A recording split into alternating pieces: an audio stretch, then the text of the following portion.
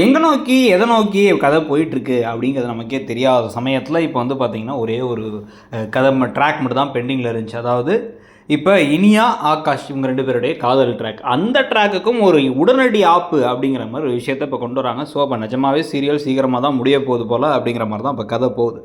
So இப்போ அதன் விளைவாக இன்றைக்கி என்ன நடக்குது அப்படின்னு வந்து பார்த்திங்கன்னா, முதல்ல எடுத்தோடனே வந்து இப்போ போய் கோபி ஈஸ்வரி கிட்ட பேசி அவங்கள வந்து தயவு செஞ்சு எழில்கிட்ட போயிட்டு குழந்தை பெற்றுக்கோன்னு சொல்லாதீங்கன்னா, நான் அப்படி தான் சொல்லுவேன். நான் வந்து அவங்க மனசை கரைக்கிறதுக்காக டெய்லி சொல்லுவேன். பெரியவங்கன்னா அப்படி தான் இருக்கணும் அப்படிங்கிறாங்க. அவங்கவுங்க வாழ்க்கை அவங்கவுங்களுக்கு தெரியும். அவங்க எப்படி எதை நோக்கி பயணிக்கிறாங்க அப்படிங்கிறது. எழிலுக்கும் வந்து இப்போ இன்னொரு கை குழந்தை கிடையாது.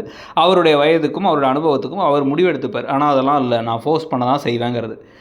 இப்போ ஆல்ரெடி வீட்டுக்கு எல்லாரையும் வர வச்சாங்கல்ல, வர வச்சதுக்கப்புறம் ஏதாவது துரும்பையாச்சும் கிள்ளி போட்டாங்களான்னு கேட்டால் ஈஸ்வரி எதுவும் பண்ணல. வெறும் ஆசை மட்டும் தான் பட்டாங்க, செய்கிறது எல்லாமே பாக்கியா.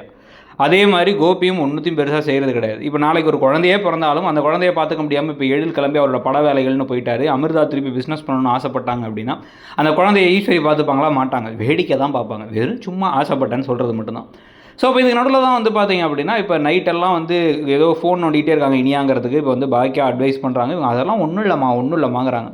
பாக்கியாவுக்கு நைட்டெல்லாம் ரொம்ப வேலையாகிட்டு திருப்பி காலில் எழுந்துச்சி வந்தால் காலில் வந்து மதியானம் சாப்பாடு சமைச்சு வைக்க முடியலன்னா, ஏன் சமைச்சு வைக்க முடியல? சமைச்சு வச்சுட்டு போ, புளிசாதமாக செய், ஹோட்டல்லேருந்து கொடுத்து விட்ற அப்படிங்கிறாங்க.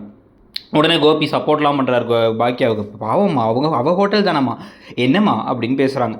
ஆனால் யாரும் வேலை செய்கிறதுக்கு ரெடியாக இல்லை. வெறுமனே வந்து பாக்கியா காலைல அத்தனை பேத்துக்கு 40 இட்லி சுட்டு வச்சுட்டு அதுக்கப்புறம் இதையும் பண்ணணுமா?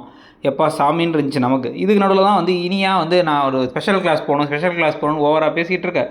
ஆனால் ஃபோனில் வந்து பார்த்திங்க அப்படின்னா வந்து we will meet soon at the cafe, நம்ம கஃபேல பார்க்கலாம் அப்படின்னு ஒரு ஹார்ட்டோட ஒரு மெசேஜை பார்த்து கோபி ஷாக் ஆகிட்டு, நான் உன்னை ட்ராப் பண்ணுறான் வான்னு கூப்பிட்டு போகிறார். இல்லை ஸ்பெஷல் கிளாஸ் இருக்குது அப்படி பண்ணாலும் இல்லை பரவாயில்ல நீ வா என் கூட அப்படின்னு வந்து கம்பல் பண்ணி கூப்பிட்டு போயிட்டு போகிற வழியெல்லாம் கேள்வி கேட்குறாரு. இவங்க உடனே ரொம்ப கேள்வி கேட்குறீங்கப்பா, வர நீங்கள் டேடி அப்படின்னு உடனே சரி ஓகேன்னு இறக்கி விட்டுட்டு உள்ளார போய் ஆகாஷோட பேசிகிட்டு இருக்காங்க. இனியா அவங்க அவருக்கு ஏதோ புக்கெல்லாம் கொடுத்துட்டு டக்குன்னு பின்னாடி போய் கோபி நின்னதை பார்த்து அவங்க ஷாக் ஆகி நிற்கிறாங்க. மாட்னியா வசமாக சிக்கினியாங்கிற மாதிரி இருக்குது. நீங்கள் என்ன நினைக்கிறீங்கிறத சொல்லுங்கள். தேங்க்யூ.